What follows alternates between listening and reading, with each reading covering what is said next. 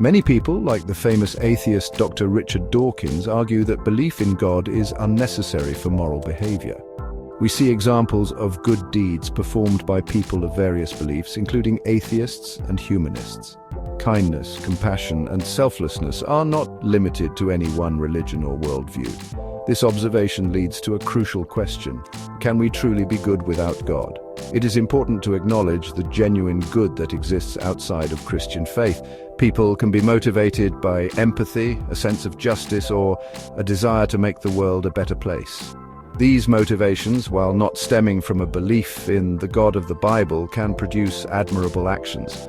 However, recognizing the capacity for good in all people does not settle the deeper question of morality's origin. Where do our notions of right and wrong come from?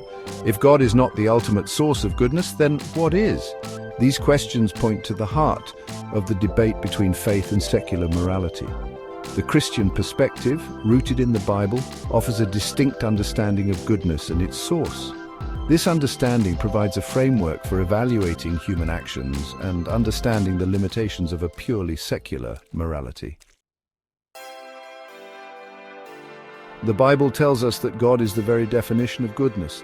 "Be holy, because I am holy," commands 1 Peter 1:16. Our understanding of what is right and good flows directly from God's character. He is the unchanging standard, the ultimate measure of righteousness. This divine standard is not arbitrary.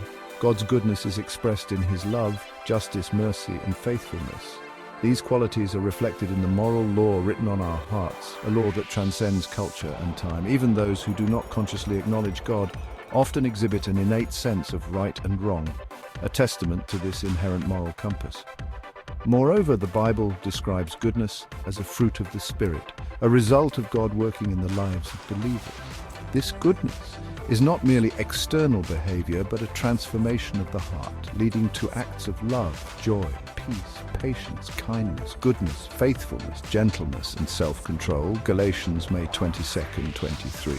Therefore, from a Christian perspective, true goodness is inseparable from God.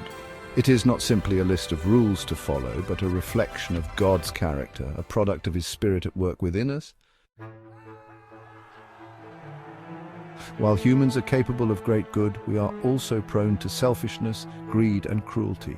The Bible explains this tension through the concept of sin. From the moment Adam and Eve disobeyed God in the Garden of Eden, sin entered the world, fracturing our relationship with God and distorting our moral compass. This inherited sin nature affects every human being. We are all born with a bent towards selfishness, a tendency to choose our own desires over God's will. As Romans 3:23 states, "For all have sinned and fall short of the glory of God." This fallen state has profound implications for our understanding of morality. Even our best efforts, our most selfless acts, are tainted by sin.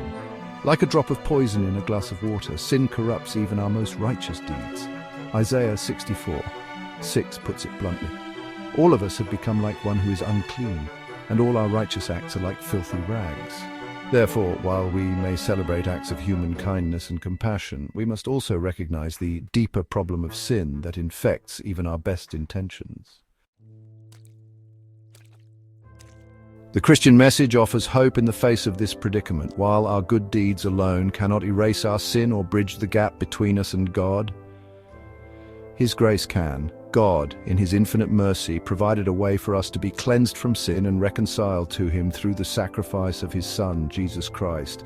This redemption is not earned through good works, but received through faith. Ephesians 2:8-9 states, "For it is by grace you have been saved, through faith.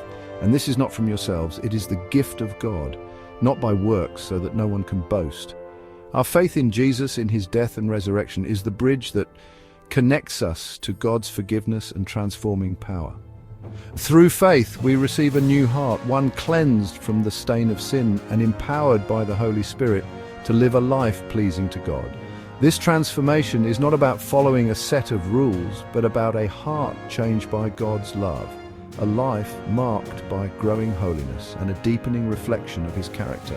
In conclusion, while we can and should appreciate the good that exists in all people, the Christian perspective insists that true and lasting goodness flows from a relationship with God. It is through faith in Jesus Christ that we are redeemed from sin, and empowered to live lives that reflect the very heart of God.